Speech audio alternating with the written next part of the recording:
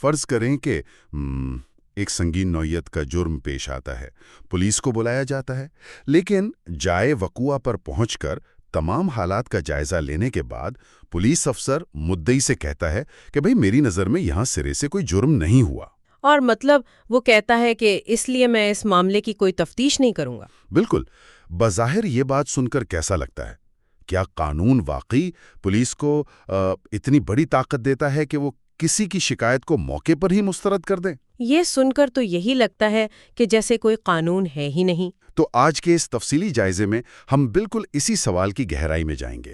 ہمارے سامنے hand book of criminal investigation اور اس کتاب کا ایک بڑا تفصیلی مائنڈ میپ موجود ہے۔ جی، اور ہمارا مقصد ان غیر معمولی حالات کا تجزیہ کرنا ہے جہاں FIR یعنی فرسٹ انفارمیشن رپورٹ اور تفتیش کے وہ عام اصول بالکل الٹ جاتے ہیں۔ مطلب جو ہم فلموں یا خبروں میں دیکھتے ہیں نا، ان سے بالکل مختلف۔ تو چلیں اس کو تفصیل سے سمجھتے ہیں۔ دیکھیں، یہ موضوع واقعی بہت اہمیت کا حامل ہے کیونکہ قانون کو اکثر ایک بہت ہی سخت اور ناقابل تغییر چیز سمجھا جاتا ہے۔ ہاں، ایک لکیر کی فکیر والی بات۔ بالکل، لیکن ہینڈ بک کے اس مائنڈ میپ کو دیکھتے ہوئے یہ واضح ہوتا ہے کہ قانونی نظام میں کچھ خاص قسم کے فلٹرز اور استثناء موجود ہیں، مطلب کچھ خاص کیسز کے لیے۔ صحیح۔ اور یہ خاص طور پر دو بالکل مختلف انتہاؤں پر نظر آتے ہیں۔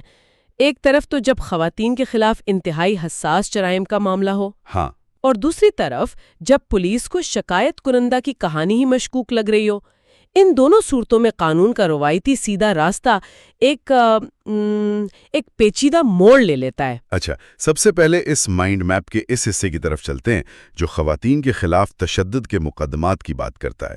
ہینڈ بک میں اس حوالے سے کچھ بہت ہی مخصوص طریقہ کار درج کیے گئے ہیں۔ جی، میں بتاتی ہوں۔ جب ہم ضابطہ فوجداری یا CRPC کو دیکھتے ہیں تو اس کے سیکشن 154 میں کچھ خاص ترامیم کی گئی ہیں۔ یہ ترامیم ان جرائم کے لیے ہیں نا جو معاشرے میں خواتین کے لیے انتہائی صدمے کا باعث بنتے ہیں؟ بالکل صحیح کہا۔ اگر ہم پاکستان پینل کوڈ کی متعلقہ دفعات پر نظر ڈالیں تو ان میں تیزاب گردی یعنی سیکشن 336B اور جنسی حملہ یا سیکشن 354 شامل ہیں۔ اور اس میں وہ کپڑے پھاڑنا والا قانون بھی شامل ہے؟ جی ہاں، کسی خاتون کے کپڑے پھاڑنا یا برہنہ کرنا جو کہ سیکشن 354A کے تحت آتا ہے، اور پھر ریپ یعنی سیکشن 376 اور ہراسانی کا سیکشن 509 بھی شامل ہے۔ یہ سب بہت سنگین نوعیت کے جرائم ہیں، ہے نا؟ یہ تمام وہ جرائم ہیں جہاں متاثرہ خاتون صرف ایک عام قانونی شکایت کنندہ نہیں ہوتی، مطلب وہ ایک شدید نفسیاتی اور جسمانی صدمے کی حالت میں ہوتی ہے۔ اور ہینڈ بک واضح کرتی ہے کہ ان مخصوص جرائم میں پولیس کے جو روایتی تفتیشی طریقے ہیں، یعنی تھانے میں بلا کر ایک سخت ماحول میں سوال جواب کرنا، وہ استعمال نہیں کیے جا سکتے۔ بالکل، قانون نے یہاں متاثرہ خاتون کی ذہنی کیفیت اور وقار کو مقدم رکھا ہے۔ سیکشن 154 کے تحت یہ لازمی قرار دیا گیا ہے کہ ایسے مقدمات میں معلومات صرف اور صرف کسی خاتون پولیس آفیسر کی موجودگی میں ریکارڈ کی جائیں گی۔ اچھا، مطلب ایک مرد پولیس آفیسر اکیلے اس طرح کے حساس واقعے کا بیان ریکارڈ نہیں کر سکتا؟ نہیں، بالکل نہیں کر سکتا۔ یہ قانونی طور پر لازمی ہے۔ اگر میں اس کی تشبیہ دوں تو یہ بالکل ایسا ہی ہے جیسے کسی عام مریض کو ہسپتال کے ایمرجنسی وارڈ میں لے جایا جائے جہاں ہر طرف شور و غل ہو، اسٹریچر ادھر ادھر جا رہے ہوں۔ ہاں، عام ایمرجنسی کا ماحول تو ایسا ہی ہوتا ہے۔ لیکن اگر کوئی مریض کسی بہت بڑے اور حساس حادثے کا شکار ہو کر آئے تو اسے عام ایمرجنسی میں نہیں بلکہ سیدھا ایک اسپیشلائزڈ ٹراما سینٹر لے جایا جاتا ہے۔ صحیح بات ہے۔ وہاں مقصد صرف زخموں پر پٹی باندھنا نہیں ہوتا بلکہ وہاں کا ماحول، روشنی اور عملے کا رویہ اس طرح ڈیزائن کیا جاتا ہے کہ مریض کو مزید کوئی ذہنی اذیت نہ پہنچے۔ یہ ٹراما سینٹر والی مثال بہت زبردست ہے، اور اگر ہم اس تصور کو مزید آگے بڑھائیں تو قانون نے اس قانونی ٹراما سینٹر کو تھانے کی عمارت تک بھی محدود نہیں رکھا۔ اچھا، تو پھر اور کیا لچک ہے اس میں؟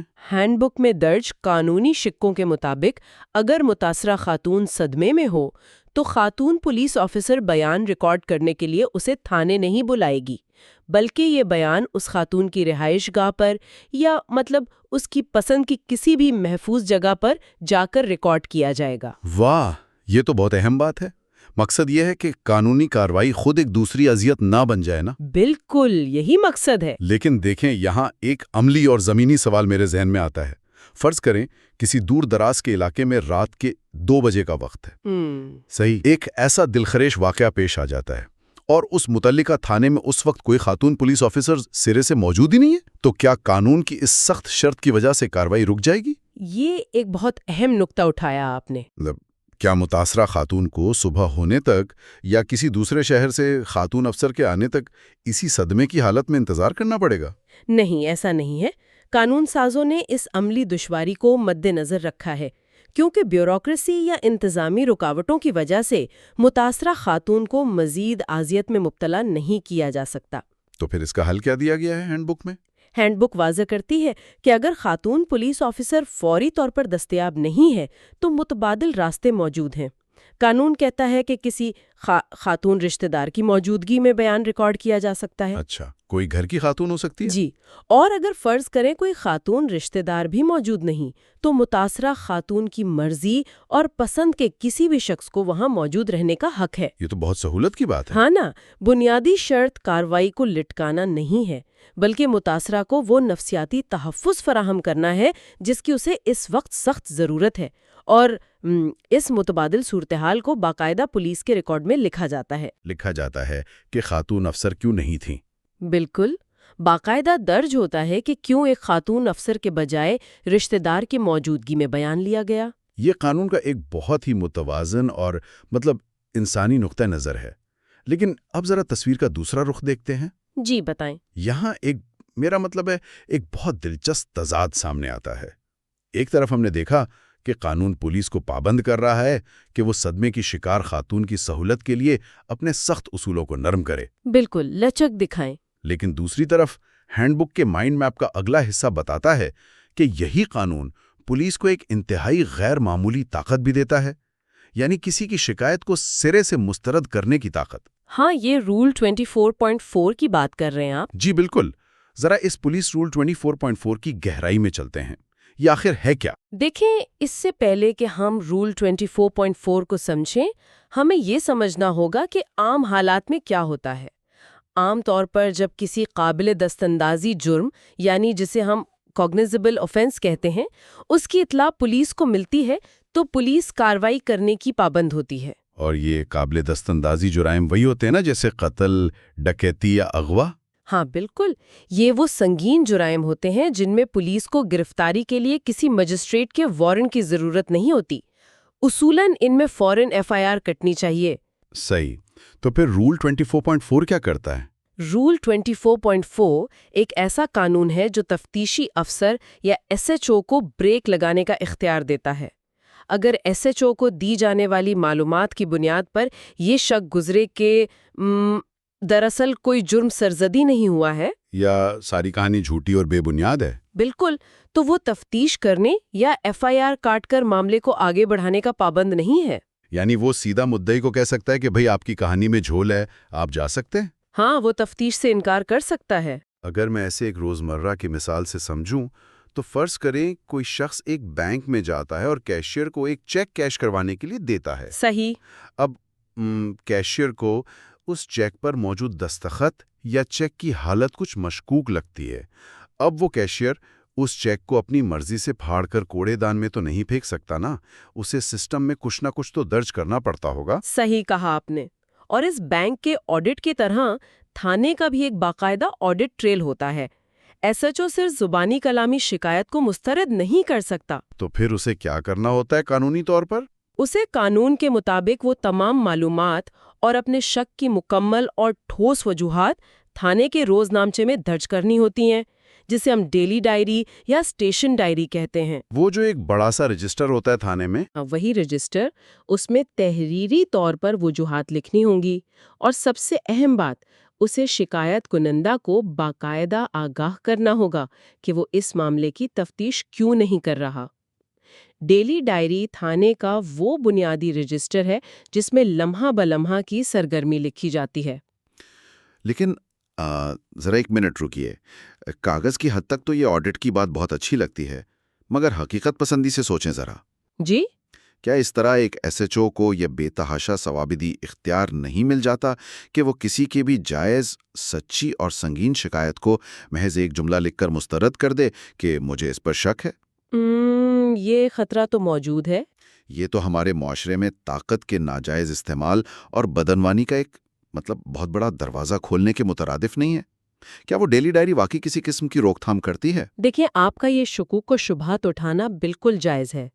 قانون بناتے وقت اس خطرے کو بھانپا گیا تھا، اسی لیے ہینڈ بک میں اس اختیار کو قابو میں رکھنے کے لیے ایک کڑا نگرانی کا نظام موجود ہے۔ اچھا، وہ کیسے کام کرتا ہے؟ جب ایس ایچ او اس روزنامچے میں اپنی وجوہات لکھتا ہے تو بات وہیں ختم نہیں ہوتی۔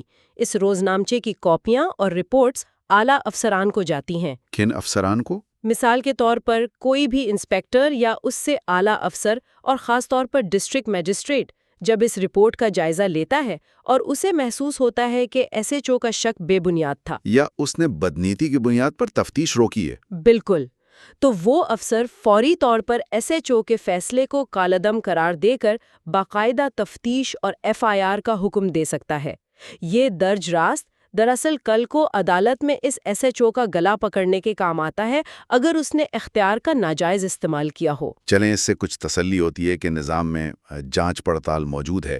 اب مائنڈ میپ کے ایک اور انتہائی دلچسپ حصے کی طرف آتے ہیں۔ جی، کون سا حصہ؟ جو کہ کرمنل پروسیجر کوڈ کا سیکشن 157 ہے۔ اب تک ہم نے رول 24.4 پر بات کی، جہاں پولیس کو سرے سے جرم کے ہونے پر ہی شک تھا، لیکن ہینڈ بک کے مطابق سیکشن 157 کا معاملہ تھوڑا مختلف ہے۔ ہاں، یہ ایک الگ صورتحال ہے۔ اگر میں درست سمجھ رہا ہوں تو یہاں جرم واقعی پیش آیا ہے، لیکن پھر بھی تفتیش کو روک دیا جاتا ہے۔ کیا ایسا ہی ہے؟ جی ہاں، بالکل ایسا ہی ہے۔ یہ ایک بالکل مختلف قانونی صورتحال ہے۔ سیکشن 157 اس وقت لاگو ہوتا ہے جب پولیس کے پاس ایک قابل دست اندازی جرم کی اطلاع آتی ہے اور ایف آئی آر بھی درج ہو جاتی ہے۔ یعنی ایف آئی آر کٹ چکی ہے؟ ہاں، لیکن جب پولیس واقعے کا ابتدائی جائزہ لیتی ہے تو انہیں معلوم ہوتا ہے کہ جرم یا تو انتہائی معمولی نوعیت کا ہے، یا پھر اس معاملے میں تفتیش کو آگے بڑھانے کے لیے سرے سے کوئی گراؤنڈز، ثبوت یا سراغ موجود ہی نہیں ہے۔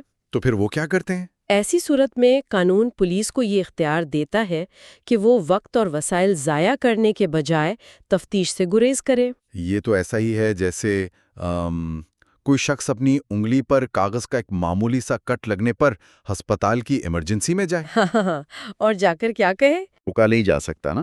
یہ مثال اس صورتحال پر بالکل فٹ بیٹھتی ہے۔ دیکھیں، کسی بھی ریاست اور پولیس کے پاس تفتیشی وسائل محدود ہوتے ہیں۔ وسائل تو ہمیشہ محدود ہوتے ہیں۔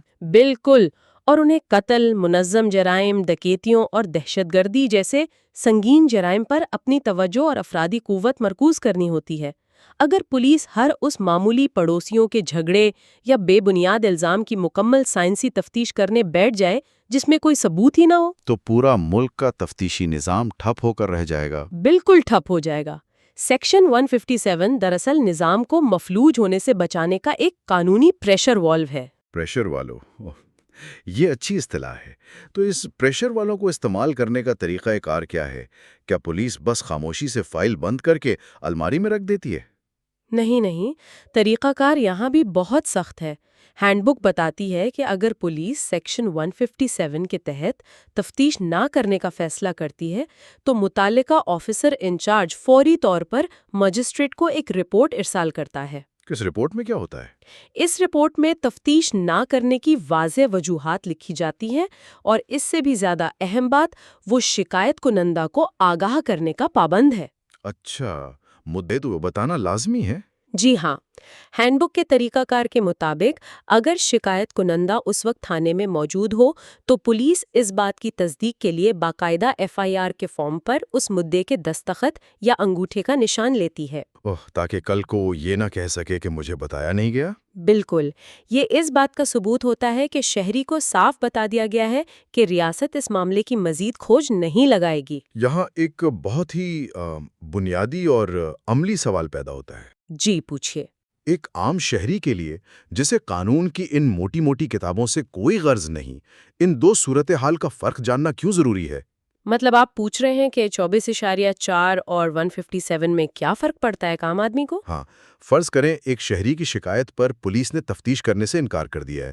اب اس کے لیے یہ جاننا کیوں ضروری ہے کہ پولیس نے رول 24.4 کا استعمال کیا ہے یا سیکشن 157 کا؟ اس قانونی باریک بینی کا عام آدمی کی زندگی پر کیا اثر پڑتا ہے؟ اس فرق کو سمجھنا ایک شہری کے لیے اس لیے ضروری ہے کیونکہ ان دونوں صورتوں میں شہری کے لیے قانونی داد رسی یا یوں کہہ لیں کہ اپنا حق مانگنے کے لیے جو جوابی راستہ اختیار کیا جاتا ہے وہ بالکل مختلف ہے۔ اچھا، راستے الگ الگ ہیں؟ جی، میری ایف آئی آر درج ہی نہیں کی گئی اور میری ایف آئی آر درج تو ہوئی لیکن تفتیش روک دی گئی۔ ان دونوں باتوں میں زمین آسمان کا فرق ہے۔ اگر یہ فرق معلوم نہ ہو تو شہری عدالتوں میں دھکے کھاتا رہے گا اور اس کی درخواست مسترد ہوتی رہے گی۔ پھر اس پر تھوڑی اور روشنی ڈالیں نا۔ فرض کریں پولیس نے رول 24.4 لگا کر کہا کہ ہمیں شک ہے کوئی جرم نہیں ہوا اور ایف آئی آر درج کرنے سے انکار کر دیا۔ ٹھیک ہے، اب اس شہری کے پاس کیا راستہ ہے؟ ہینڈ بک میں جسٹس آف پیس اور سیکشن 22A جیسی اصطلاحات کا ذکر ہے۔ یہ سب عملی طور پر کیسے کام کرتا ہے؟ میں سمجھاتی ہوں۔ اگر ایف آئی آر سرے سے درج ہی نہیں ہوئی تو شہری کے پاس حق ہے کہ وہ سیدھا سیشن جج کے پاس جائے۔ سیشن جج؟ ہاں، سیشن جج دراصل ایک انتظامی حیثیت میں جسٹس آف پیس کے طور پر کام کر رہا ہوتا ہے۔ یہ ایک ایسا عہدہ ہے جو پولیس کے کام کاج پر نظر رکھتا ہے۔ شہری وہاں سیکشن 22A کے تحت ایک درخواست دیتا ہے۔ تو کیا یہ جسٹس آف پیس پھر خود اس کیس کی تفتیش شروع کر دیتا ہے؟ نہیں، جسٹس آف پیس خود تفتیش نہیں کرتا۔ وہ دونوں فریقین کو سنتا ہے، پولیس کا روز نامچہ منگواتا ہے اور اگر اسے لگے کہ ایس ایچ او نے محض بہانے بازی کی ہے اور حقیقت میں قابل دست اندازی جرم ہوا ہے، بالکل، تو وہ بطور جسٹس آف پیس پولیس کو حکم جاری کرتا ہے کہ فوری طور پر ایف آئی آر درج کی جائے۔ اور اس کے علاوہ شہری کے پاس دوسرا راستہ یہ بھی ہے کہ وہ براہ راست میجسٹریٹ کے سامنے پرائیویٹ استغاثہ یا پرائیویٹ شکایت دائر کر دے، جہاں عدالت خود ابتدائی ثبوت دیکھ کے کارروائی شروع کرتی ہے۔ اچھا، اب اس کے برعکس صورتحال کو دیکھتے ہیں۔ ایف آئی آر تو کٹ گئی لیکن پولیس نے سیکشن 157 کے تحت یہ کہہ کر تفتیش روک دی کہ ثبوت نہیں ہے یا کیس بہت معمولی ہے۔ جی، وہ دوسری صورتحال۔ اب وہ شہری کہاں جائے گا؟ کیا اب بھی وہ سیشن جج کے پاس جائے گا؟ بالکل نہیں، اور یہی وہ فرق ہے جو سمجھنا ضروری ہے۔ اس صورت میں سیشن جج یا جسٹس آف پیس کے پاس جانے کا کوئی فائدہ نہیں، کیونکہ ہاں، وہ کام تو ہو چکا ہے۔ تو اب کیا ہوگا؟ اب شہری کو سیدھا علاقہ میجسٹریٹ کے پاس جانا ہوگا۔ یاد رہے کہ جب پولیس نے تفتیش روکی تھی تو قانون کے مطابق انہوں نے ایک رپورٹ میجسٹریٹ کو بھیجی تھی۔ بالکل، آپ نے بتایا تھا ابھی۔ اور اب وہ شہری میجسٹریٹ کے سامنے پیش ہو کر دلائل دے گا کہ پولیس کا یہ فیصلہ غلط ہے، جرم معمولی نوعیت کا نہیں ہے اور اس کے پاس کیس کو آگے بڑھانے کے لیے کافی شواہد موجود ہیں۔ اور اگر میجسٹریٹ اس کی بات مان لے؟ اگر میجسٹریٹ مطمئن ہو گئے تو وہ پولیس کے فیصلے کو مسترد کر کے انہیں دوبارہ تفتیش شروع کرنے کا حکم دے سکتا ہے۔ قانونی جنگ کس میدان میں لڑی جائے گی، اس کا فیصلہ اسی بات پر ہوتا ہے کہ پولیس نے انکار کس قانون کے تحت کیا تھا۔ یہ واقعی بہت گہری اور آنکھیں کھول دینے والی معلومات ہیں۔ ہینڈ بک اور اس مائنڈ میپ کے ذریعے آج ہم نے قانون کے وہ رخ دیکھیں جو عام طور پر نظروں سے اوجھل رہتے ہیں۔ بالکل، یہ روزمرہ کی باتیں نہیں ہیں۔ ہم نے دیکھا کہ کیسے قانون ایک طرف تو خواتین پر ہونے والے حساس جرائم کے مقدمات میں انتہائی لچکدار اور ہمدردانہ رویہ اختیار کرتا ہے، ان کے گھر جا کر ان کی شرائط پر بیان لیتا ہے، اور دوسری طرف یہ قانون ریاستی وسائل اور نظام کو غیر ضروری بوجھ سے بچانے کے لیے ایک سخت چھلنی یا فلٹر کے طور پر بھی کام کرتا ہے۔ جی ہاں، نظام عدل کو مؤثر انداز میں چلانے کے لیے یہ دونوں رویے ضروری ہیں۔ ایک طرف کمزور کو تحفظ دینا اور دوسری طرف نظام کو مفلوج ہونے یا جھوٹے الزامات کی بھینٹ چڑھنے سے بچانا۔ بالکل صحیح خلاصہ کیا آپ نے۔ لیکن اس سارے تفصیلی جائزے کے بعد ان تمام قانونی دفعات اور ضابطوں سے ہٹ کر ایک بہت بڑا فکری سوال جنم لیتا ہے جو سیدھا ہمارے معاشرتی انصاف کی روح سے جا ٹکراتا ہے۔ وہ کیا سوال ہے؟ ہم نے آج جن والوز یا فلٹرز کی تفصیل سمجھی، جیسے رول 24.4 یا سیکشن 157، وہ بلا شبہ قانونی کتابوں میں تھانوں کو جھوٹے مقدمات کے بوجھ سے بچانے کے لیے بنائے گئے ہیں، اور کاغذی حد تک ان کی نگرانی کا نظام بھی موجود ہے۔ جی وہ ہم نے ڈسکس کیا۔ لیکن کیا یہ ایک تلخ حقیقت نہیں کہ ہمارے معاشرے میں ایک بہت بڑا طبقہ ایسا ہے جو غریب ہے، پسماندہ ہے اور اپنے بنیادی قانونی حقوق سے یکسر ناواقف ہے؟ ہاں، بدقسمتی سے یہ ایک حقیقت ہے۔ یہ کہہ کر تھانے سے باہر نکال دیتا ہے کہ بھئی ہماری نظر میں کوئی جرم نہیں ہوا، جاؤ جو کرنا ہے کر لو۔ تو اسے کیا پتا کہ آگے کہاں جانا ہے؟ بالکل۔ کیا اس شخص کو واقعی یہ معلوم ہوتا ہے کہ اب اسے سیشن کورٹ جا کر جسٹس آف پیس کو تلاش کرنا ہے، یا اسے یہ علم ہوتا ہے کہ مجسٹریٹ کے دروازے پر کیسے دستک دینی ہے؟ زیادہ تر لوگوں کو نہیں معلوم ہوتا۔ یہ ایک ایسا مقام ہے جہاں یہ سوچنے کی ضرورت پڑتی ہے کہ کیا قانون کی یہ پیچیدگیاں اور استثناء کہیں انہی کمزور افراد کے لیے انصاف کے دروازے ہمیشہ کے لیے بند تو نہیں کر رہے؟ کیا نظام کو بچانے والے یہ فلٹرز حقیقت میں غریب کی آواز دبانے کا ہتھیار تو نہیں بن چکے؟ یہ ایک بہت گہری اور غور طلب بات ہے۔ جی، یہ وہ سوال ہے جو قانون کی کتابوں سے نکل کر معاشرے کے ضمیر تک جاتا ہے، جس پر ہم سب کو اور ہمارے نظام انصاف کو گہرائی سے غور کرنے کی ضرورت ہے۔ تو اس امید کے ساتھ کہ یہ تفصیلی جائزہ قانونی پہلوؤں کو سمجھنے اور سوچنے کے نئے زاویے اور دروازے کھولے گا، آج کے لیے بس اتنا ہی۔